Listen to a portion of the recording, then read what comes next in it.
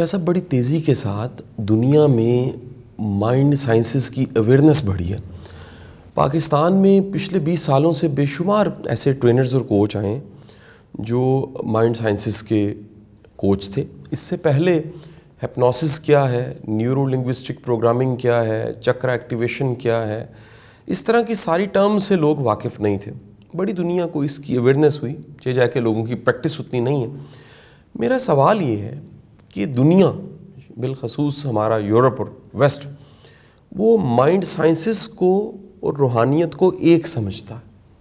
کیا یہ ایک ہے؟ اگر ہمارے ذہن میں ایک پوائنٹ یہ کلیئر ہو جائے کہ روحانیت کیا ہے اور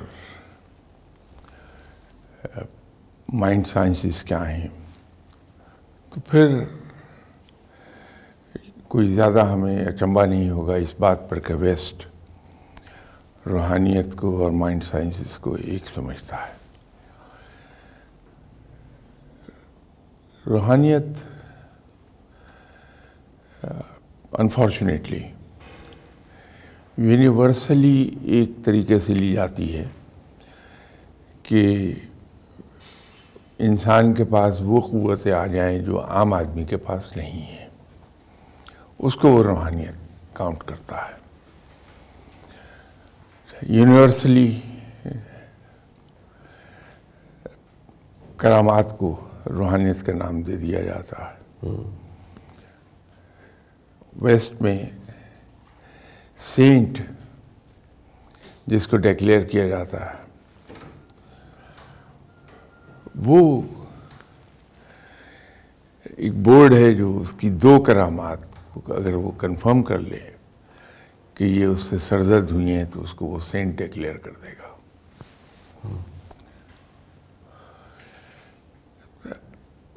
قصہ مختصر یہ کہ روحانی انسان کا جو کانسیپٹ ہے وہ انفارچونیٹلی ہو ہی یہ گیا ہے.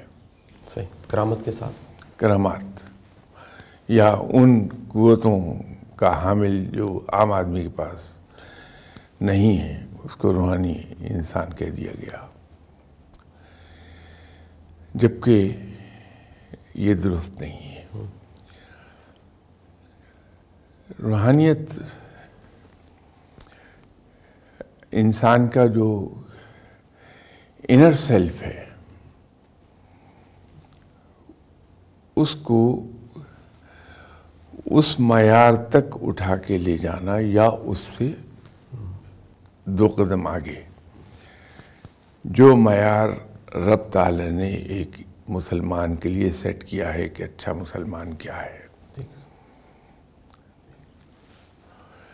تو ہوتا یہ ہے کہ جب انسان اخلاقی لحاظ سے اتنا بلند ہو جاتا ہے کہ اس معیار تک جا پہنچے جو رب تعالیٰ نے مسلمان کے لیے سیٹ کیا ہے، تو انسان مورلی اور مینٹلی اتنا اسٹرانگ ہو جاتا ہے کہ اس میں ایسی قوتیں از خود پیدا ہو جاتی ہیں. ہمارے یہاں بہت سی چیزیں کہی جاتی ہیں. ایک تو اس کا دینی پہلو ہے، اس سے تو شک نہیں کوئی بھی، بالکل بجا ہے وہ. جیسے نماز پڑھنے والا آدمی، اس پہ رزق کی تنگی ان معنوں میں نہیں آتی جن معنوں میں ہم لیتے ہیں اس کو. اللہ تعالیٰ اس کے کام از خود کسی نہ کسی طرح کرتا چلا جاتا ہے. کوئی نہ کوئی سبب پیدا ہو جائے گا، رب کہیں غیب سے کوئی مدد دے دے گا، اس کے کام ہو جاتے ہیں، مشکل میں نہیں آتا بندہ. روزہ رکھنے والا انسان، آپ کبھی ایگزامن کیجئے کہ وہ لوگ جو کثرت سے روزے رکھتے ہیں، ایک تو ہے جو رمضان کا مہینہ وہ تو ہم سب پہ فرض ہے، ٹھیک ہے، اس کے علاوہ جو نفلی روزے رکھتے ہیں کثرت سے، انہیں آپ دیکھیے مینٹلی بڑے شارپ ہوتے ہیں، بہت شارپ ہوتے ہیں مینٹلی. اسی طرح وہ لوگ جو جینونلی عاجز ہیں، اس میں لفظ جینوئنلی میں جان بوجھ کے یوز کر رہا ہوں کہ کچھ تو میری طرح پوز کرتے ہیں کہ میں بہت عاجزی رکھتا ہوں، لیکن در حقیقت میرے اندر عاجزی بالکل نہیں ہوگی۔ تو جو جینوئنلی عاجز لوگ ہیں، کبھی آپ ان کو دیکھیے، بڑے فارم ہوں گے اور کاز کے لیے بڑے ڈٹ کے کھڑے ہوں گے، ان کو کوئی دنیا کی کوئی طاقت ہلا نہیں سکتی۔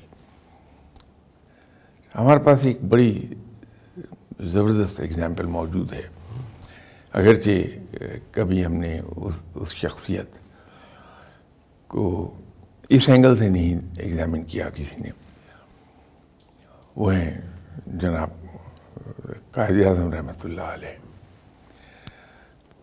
اب دیکھیے کہ جسمانی لحاظ سے کمزور تھے، بیمار تھے، جسامت بہت ہی وہ جس کو ہم کہتے ہیں سٹک تھن تھے، لیکن ذہنی قوت اس قدر زیادہ تھی کہ ایک طرف پوری ہندو لیڈرشپ، پھر دوسری طرف انگریز، اور ان کے ساتھ ہم جیسے لوگ بھی نہیں تھے، لیکن اس کے باوجود ڈٹ کر کھڑے رہے اور جیت ہو گئی۔ یہ ان کی روحانی اسٹرینگتھ تھی۔ حالانکہ بظاہر وہ ایسا نہیں لگتا کہ 5 وقت مسجد میں جا کے نماز پڑھتے ہوں، ویسے مجھے تو معلوم ہے، میں نے تو لوگوں سے سنا ہے کہ دین کے ساتھ بڑا شغف تھا انہیں، پھر قرآن پاک سے گائیڈنس لیتے تھے۔ 1-2 واقعات لوگوں نے بتائے ان کے بارے میں، لیکن آپ دیکھیے کہ مورلی بہت اسٹرانگ تھے، جھوٹ نہیں بولا کبھی انہوں نے، فائنینشیل انٹیگریٹی بڑی اسٹرانگ تھی ان کی، اس پہ ڈاؤٹ نہیں کیا جا سکتا، اور تو اور انٹلیکچوئل آنیسٹی بے پناہ تھی وہاں۔ تو اس سے انہیں اسٹرینگتھ ملی تھی۔ تو اگر میں یہ کہوں کہ پاکستان کا وجود میں آنا قائد اعظم کی کرامت تھی تو غلط نہیں ہوگا۔ کیا بات ہے، بہت اعلیٰ، تو غلط نہیں ہوگا۔ صحیح۔ یہ لوگ جو مورلی اتنے بڑے مقام پر جا پہنچتے ہیں، جن کو ہم روحانی لوگ بھی کہہ دیتے ہیں، ان کی ذہنی قوتیں از خود بیدار ہوتی ہیں اور ان کو وہ قوتیں حاصل ہونے لگتی ہیں جو عام انسان میں نہیں ہیں۔ اس کی وجہ یہ ہے کہ ان کے ذہن کے وہ سیلز جو عام آدمی کے ایکٹیویٹ نہیں ہوئے ہوتے، ان کے وہ برین سیلز ایکٹیویٹ ہو جاتے ہیں اور وہ ایسے کام کرنے لگتے ہیں جو عام آدمی نہیں کر پاتا۔ تو اس لحاظ سے تو اگر ہم دیکھیں گے تو درست لگتی ہے بات، ٹھیک سر، کہ روحانیت اور وہ برین پاور جو ہے وہ ایک ہی ہے، در حقیقت ایک نہیں ہے۔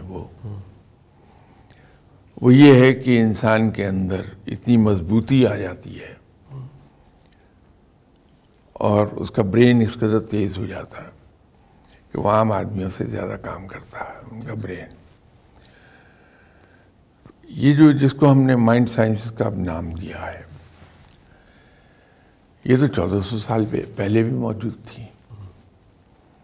فرق یہ ہے کہ انسٹیٹیوشنلائز نہیں ہوئی تھی وہ، اب انسٹیٹیوشنلائز کر لی ہم نے۔ ٹھیک سر، لوگ ایک جگہ جا کے اختلاف کرتے ہیں روحانی قوت کا، لیکن ایک تاریخی واقعہ،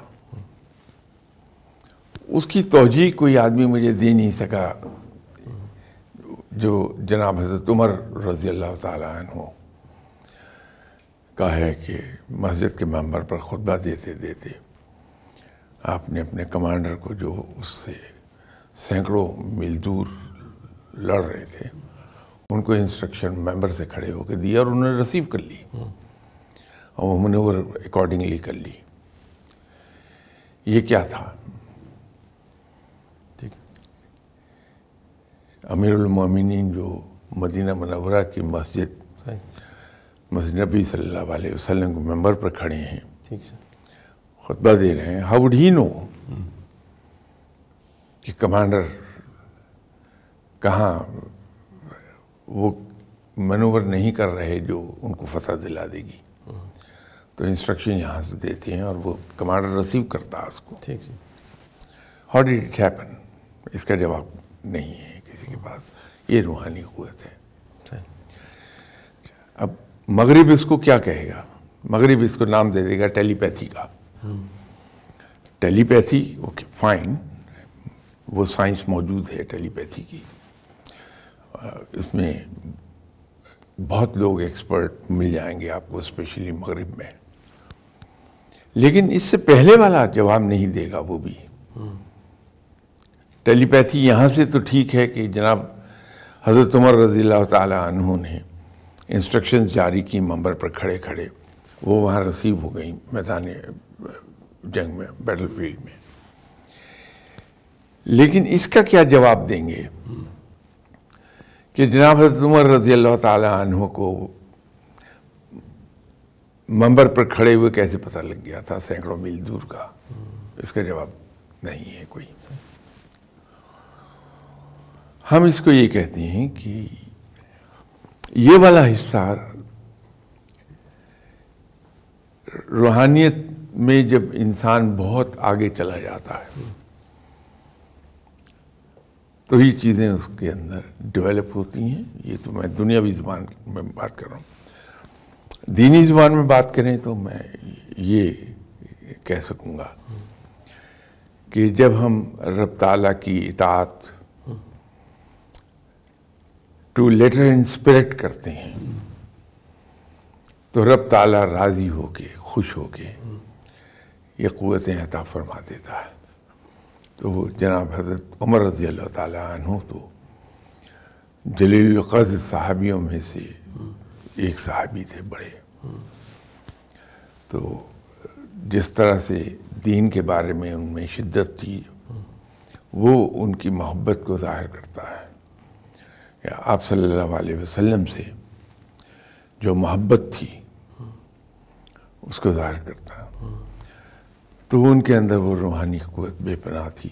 سبھی صحابہ میں تھی, لیکن یہ چونکہ نمایاں ہو گئی, سامنے آ گئی ہے, تو اس لیے اسی کو ہم ڈسکس کرتے ہیں. ورنہ صحابی تو سبھی بڑے بلند مقام پر ہیں. تو وہ روحانی قوت ہے, اس کو مائنڈ سائنسز کا نام دے کے ہم ایکسپلین نہیں کر پائیں گے. What is that? Mind science اس کو تو وضاحت کر دے گی کہ انسان اپنے ذہن کے وہ سیلز بیدار کرتا ہے جو کانسنٹریشن میں بہت آگے ہیں, اور اتنی زبردست کانسنٹریشن پیدا ہو جاتی ہے انسان میں کہ اگر اس ٹیبل پر ایسا آدمی کوئی نظر جمائے گا اور وہ چاہے گا کہ ٹیبل فرش سے لفٹ ہو جائے تو لفٹ ہو جائے گی. ٹھیک, وہاں تک تو درست ہے. ٹھیک ہے.